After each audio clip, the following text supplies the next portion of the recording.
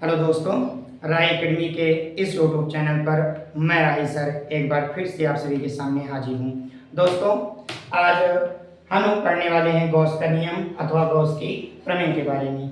आपका टाइम जाया न करते हुए डायरेक्ट हम लोग टॉपिक पे आते हैं। दोस्तों, कुछ प्रॉब्लम की वजह से आपका वीडियो अभी तक नहीं आ रहा था। आइए आज का हम टॉपिक देखते हैं। हम लोग पढ़ने वाले हैं कि गॉस का नियम या गॉस की प्रमेय किसे कहा जाता है। देखिए, गॉस की प्रमेय के अनुसार किसी बंद पृष्ठ से होकर गुजरने वाला वैद्युत फ्लक्स फाई ई उस पृष्ठ पर नेट आवेश Q का 1/ε0 गुना होता है। क्या कहा गया? किसी बंद पृष्ठ पर, एक चीज याद रखिएगा, ये बहुत काम की चीज है। इसमें बंद पृष्ठ, गॉस का नियम, आप अपने दिमाग में बात बैठा कर रखिए। गॉस का नियम हमेशा और सर्वदा केवल बंद पृष्ठ के लिए लगता है। ठीक, गॉस का नियम कहाँ लागू है? केवल बंद गॉसियन पृष्ठ के लिए। तो किसी बंद पृष्ठ से होकर गुजरने वाला वैद्युत फ्लक्स फाई ई उस पृष्ठ द्वारा नेट आवेश या कुल आवेश Q का 1/ε0 गुना होता है। अगर हम इसका गणितीय रूप देखें तो देखिएगा, इसका गणितीय रूप क्या हो जाएगा?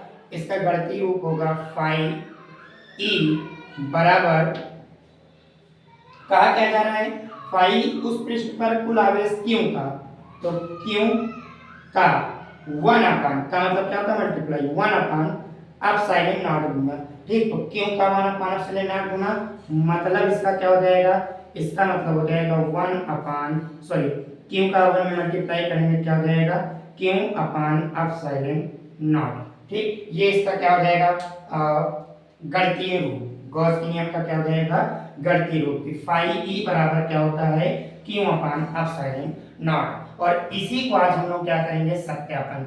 इसी का हमको क्या देखना है? सत्यापन। हमको इसका प्रूव करना है कि कैसे होता है। आइए हम अपने टॉपिक पे आते हैं। हम अब इसकी देखते हैं उपपत्ति। इसकी हम क्या देखेंगे? उपपत्ति, या आप कह दीजिए कि हम इसको सत्यापित करने जा रहे हैं, या आप कह दीजिए कि इसको हम क्या करने जा रहे हैं? प्रूफ करने जा रहे हैं कि अगर फाई ई बराबर Q/ε0 होता है तो कैसे होता है। देखिए, हमने यहाँ पर एक बंद गॉसियन पृष्ठ लिया है। माना एक बंद गॉसियन पृष्ठ है जिसका केंद्र हमने नाम दे दिया O। जिसका केंद्र क्या है? O। इस बिंदु O से r मीटर की दूरी पर एक बिंदु P है। कितनी दूरी पर? इस बिंदु O से r मीटर की दूरी पर एक बिंदु P है। ठीक, इस बिंदु P के चारों ओर हम अल्पांश क्षेत्रफल dA की रचना करते हैं। ठीक, याद रखिएगा, इसका जो आपकी वैद्युत क्षेत्र की तीव्रता होगी वो वेक्टर ही बाहर की ओर होगी, और इसका जो अल्पांश क्षेत्रफल होगा वेक्टर dA वो भी आपका कहाँ पर होगा? बाहर की ओर होगा। और ये जो हैं एक दूसरे से थीटा कोण के डिफरेंस में होंगे। ठीक, फिर उसके बाद क्या करेंगे? हम इनके पृष्ठों को इस बिंदु O से मिलाएंगे। इनके पृष्ठों को हम बिंदुओं से क्या करेंगे? मिलाने की कोशिश करेंगे। फिर ये जो हमने बिंदु माना है, इस बिंदु का हम बिंदु आवेश ले लेते हैं कि इस पर प्लस Q कूलाम का आवेश स्थित है। क्या लिखेंगे आप थ्योरी में? थ्योरी यहाँ पर देखिएगा, हम यहाँ पे रचना नहीं लिखेंगे, आपको बता दे रहे हैं, यहाँ पर हम समझा दे रहे हैं, आप देख लीजिए। माना एक बंद गॉसियन पृष्ठ है जिसका एक मध्य बिंदु या कह सकते हैं केंद्र O है। केंद्र O से r मीटर की दूरी पर एक बिंदु P है जिस पर अल्पांश क्षेत्रफल वेक्टर dA के एक गॉसियन पृष्ठ की रचना करते हैं। छोटा सा पृष्ठ लेते हैं। इस बिंदु P पर वैद्युत क्षेत्र की तीव्रता की दिशा बाहर की ओर है और इस पर क्षेत्रफल की दिशा वेक्टर dA कहाँ पर है? बाहर की ओर है। इस केंद्र O पर एक आवेश प्लस Q कूलाम का स्थित है। चलिए अब यहाँ पर आगे देखते हैं, हम अपने डेरिवेशन पे आते हैं। आप पहले क्या लिखेंगे? यहाँ पर आप लिखेंगे अतः अल्पांश क्षेत्रफल वेक्टर dA के कारण उत्पन्न वैद्युत फ्लक्स। अतः अल्पांश क्षेत्रफल वेक्टर dA के कारण उत्पन्न वैद्युत फ्लक्स। फार्मूला इसका क्या होता है? उसका फार्मूला होता है फाई ई बराबर E into dA cos theta. या आप एक लाइन और समझिएगा, ये चीज आपका डायरेक्ट नहीं होता है। ठीक, ये चीज अगर आप समझे आता कैसे है, तो ये चीज आपका होता है vector E dot vector DA. और जब हम किसी राशि का सदिश गुणन या डॉट प्रोडक्ट कराते हैं तो वहां पर डॉट को हटा करके कॉस थीटा आता है। तो इसीलिए हम इसको क्या लिखते हैं, इसको लिख देते हैं फाई ई बराबर ई डीए कॉस थीटा। इसको हम क्या करेंगे, इसको हम यहाँ पर इक्वेशन नंबर फर्स्ट मान करके छोड़ देंगे। फिर उसके बाद क्या देखेंगे, फिर हम उसके बाद देखेंगे बिंदु आवेश। हमें एक सिंगल चार्ज यहाँ पे मिला है, सिंगल पॉइंट चार्ज मिला है, तो आप यहाँ एक पॉइंट और लिखेंगे कि बिंदु आवेश प्लस क्यू के कारण, बिंदु आवेश प्लस क्यू के कारण बिंदु P पर, प्लस क्यू के कारण बिंदु P पर उत्पन्न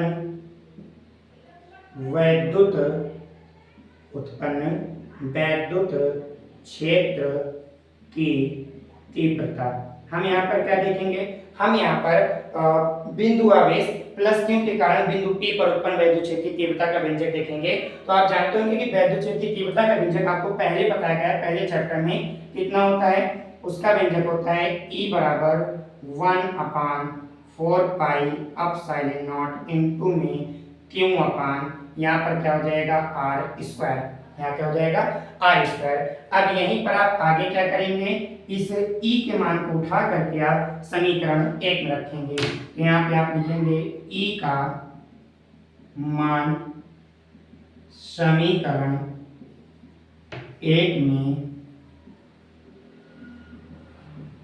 रखने पर, आप E का मान समीकरण 1 में रखेंगे तो समीकरण 1 आपको दिया क्या गया है, एक आपको दिया गया फाई ई। अच्छा, यहाँ पर आप एक चीज नोटिस कीजिएगा, आप एक चीज थोड़ा ये याद रखिएगा यहाँ पर कि जब आप अल्पांश क्षेत्रफल के कारण वैद्युत फ्लक्स निकाल रहे हैं तो वैद्युत फ्लक्स भी आपका अल्पांश होगा, और अल्पांश चीज को दिखाने के लिए हम यहाँ पर क्या लगा देंगे, डी लगा देंगे। तो यहाँ पर भी हम क्या रखेंगे, समीकरण 1 में क्या था हमारा, डी फाई ई था, तो यहाँ पर भी आप क्या लिखेंगे, डी फाई ई बराबर क्या था हमारा ई, और ई का मान आपने निकाला है, यहाँ पर क्या है ई को हम रिप्लेस करने जा रहे हैं, तो ई का मान आप रखिए 1/4 पाई एप्सिलॉन नॉट इनटू में क्यू अपान में क्या होता है R स्क्वायर। ठीक, ये तो इतना मान ई का हो गया। ई के बाद क्या है, डीए कॉस थीटा, तो यहाँ पर आप लिखेंगे डीए कॉस थीटा। हम इसको थोड़ा सेट करेंगे यहाँ पर, तो ये हो जाएगा डी फाई ई बराबर 1/4 पाई एप्सिलॉन नॉट इनटू में, इसमें आप क्यों बाहर कर लीजिए, तो यहाँ पे आपको क्या मिलेगा, डीए कॉस थीटा अपान में आर स्क्वायर। अब यहाँ पर देखिए आपने क्यों को बाहर किया, dA cos theta upon r square. अब देखिए हमने फिगर में कहा था कि हम अल्पांश क्षेत्रफल वेक्टर डीए की रचना करते हैं इन पृष्ठों से इसके केंद्र पर, जब हम इनको मिलाते हैं तो यहाँ पर जो कोण आंतरिक होता है ना, उसको प्रदर्शित किया जाता है डी ओमेगा से। किसे करते हैं, डी ओमेगा से, जिसका नाम क्या होता है, इसे कहा जाता है घन कोण। क्या कहते हैं, घन कोण।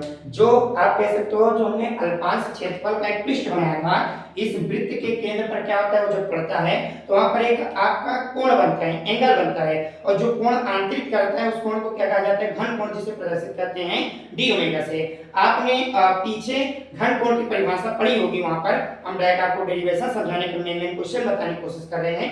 तो घन कोण जो होता है उसका फार्मूला आपने यहाँ पर देखा होगा, तो आप पीछे इसको पढ़ के आएंगे, नहीं आएंगे फिर भी हम आपको यहाँ पर वो चीज लिख देते हैं, कुछ बचे के लिए हम आपको यहाँ पर बता देंगे। ठीक, एक फार्मूला होता है, क्या फार्मूला होता है, घन कोण बराबर डी ओमेगा को हम जरूरत पड़ने पे, थोड़ा और आगे कीजिए, डी ओमेगा को जरूरत पड़ने पे हम लिख सकते हैं dA cos theta upon r square. ये घन कोण का फार्मूला था।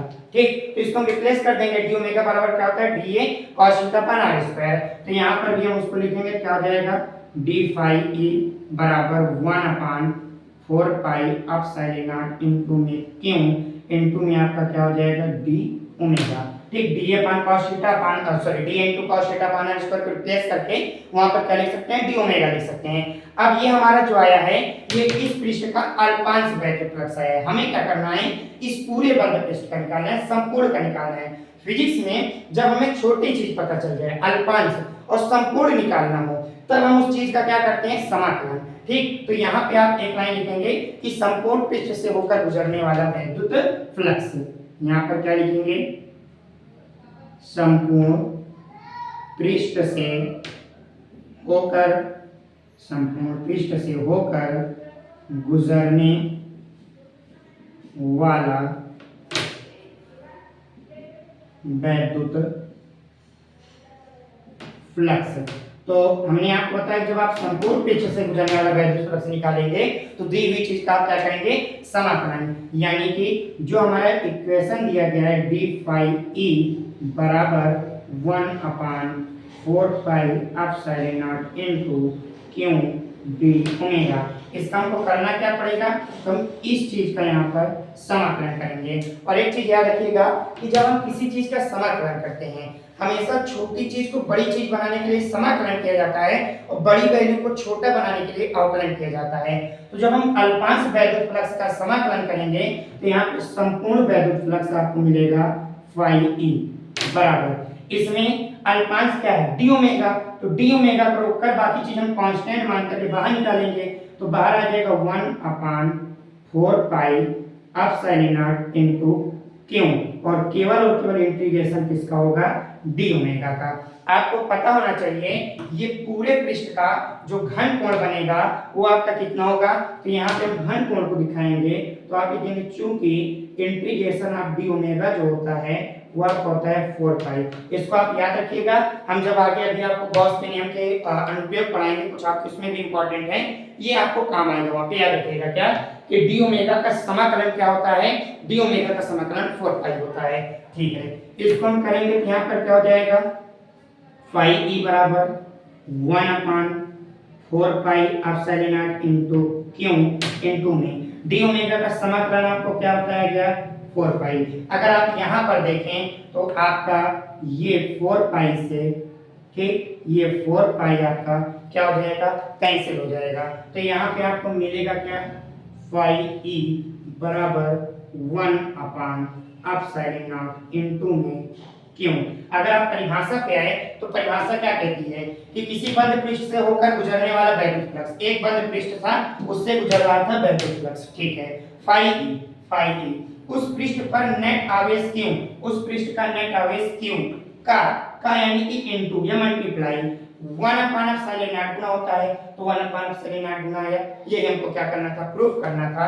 तो यहाँ पर हम आगे देखेंगे तो हमको यहाँ पर मिलेगा फाई ई बराबर क्यू का नम क्यू अपान में एप्सिलॉन नॉट, और यही चीज हमको क्या करना था, यही चीज हमको यहाँ पर प्रूफ करना था, ठीक, तो ये हमारा हो जाएगा डेट्स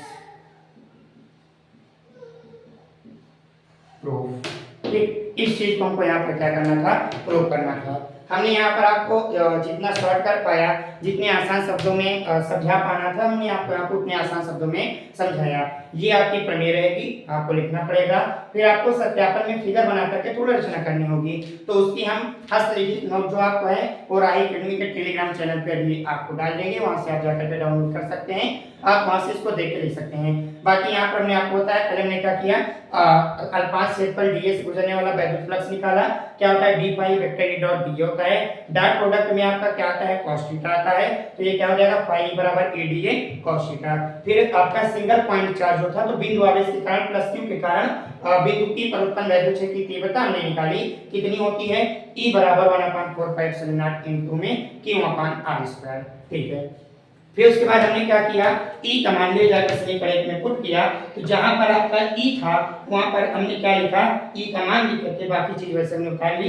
हम जानते हैं पीछे पढ़ के आए हैं कि dA cos theta upon r² d omega के बराबर होता है, इसको रिप्लेस करके हमने यहाँ पे d ओमेगा लिखा, ठीक। फिर हमने क्या किया, हमारा ये क्या आया था, हमारा अल्पांश वैद्युत फ्लक्स आया था, हमको संपूर्ण निकालना है, हमने बताया संपूर्ण वैद्युत फ्लक्स निकालने के लिए समाकलन किया जाता है, तो आप दोनों पक्षों में समाकलन करेंगे, अल्पांश चीज को हम पूरे में कर देते हैं, संपूर्ण हो जाती है, यहाँ पर हम 1/4 पाई एप्सिलॉन नॉट क्यू को कांस्टेंट मान के बाहर करेंगे, तो हम अल्पांश चीज का ही समाकलन करेंगे, अल्पांश चीज को हमने रोका, आप याद रखिएगा घन कोण यानी कि डी ओमेगा का समाकलन 4 पाई होता है, तो डी ओमेगा बटा 4 पाई आया, 4 पाई ऊपर मल्टीप्लाई में 4 पाई नीचे डिवाइड में, 4 पाई से 4 पाई आपका क्या हो जाएगा, कैंसिल आउट हो जाएगा। उसके बाद यहाँ पर आपका क्या बचा, 1 अपान एप्सिलॉन नॉट इनटू में क्यों का मल्टीप्लाई करेंगे क्या हो जाएगा, क्यों अपान एप्सिलॉन नॉट। इस प्रकार ये आपकी हो जाती है गॉस की प्रमेय। उम्मीद है आपको यह वीडियो बहुत अच्छे से समझ में आया होगा। यदि आपको एक बार देखने में या समझ में नहीं आया, क्योंकि गॉस की प्रमेय होती है थोड़ा डिफिकल्ट, लेकिन हमने आसान शब्दों में हर एक चीज आपको बताने की कोशिश की, जितना छोटा हो सकता है उतना छोटा बनाने की कोशिश की। यदि आपको एक बार में नहीं समझ में आया है तो एक बार आप वीडियो को 2x पर या दोहरा करके आप देखिए, आपको वीडियो जरूर समझ में आएगा। हम मिलते हैं आपके एक अगले वीडियो में, जहां पर हम पढ़ेंगे गॉस के नियम का उपयोग, और वहां पर हम इन कुछ पॉइंट का इस्तेमाल करके उन जो हमारे फार्मूले होंगे उनको वहां पर प्रूव करेंगे। तो आज के इस वीडियो में इतना ही। देखते रहिए राही एकेडमी का इस यूट्यूब चैनल और बने रहिए राही एकेडमी के साथ। Thank you so much.